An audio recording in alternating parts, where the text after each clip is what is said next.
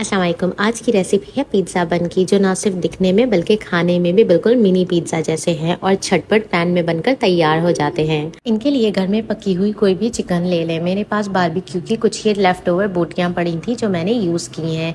इन्हें अच्छे से श्रेड कर लें। फिर इसमें कटे हुए खीरे, कटी हुई शिमला मिर्च, कटी हुई प्याज ऐड करके अच्छे से मिक्स कर लें। बर्गर बंस ले लेंगे, इस पर टोमेटो केचप या चिली सॉस की लेयरिंग कर लेंगे।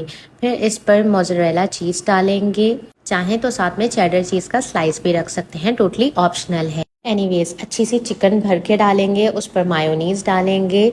अब इस पर चेडर चीज़ का स्लाइस तोड़ के रख देंगे ताकि वो मेल्ट हो जाए अच्छे से। साबुत होगा तो मेल्ट होने में थोड़ा सा टाइम लगेगा।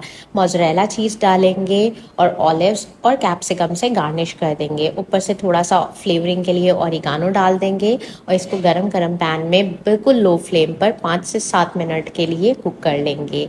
लीजिए मज़े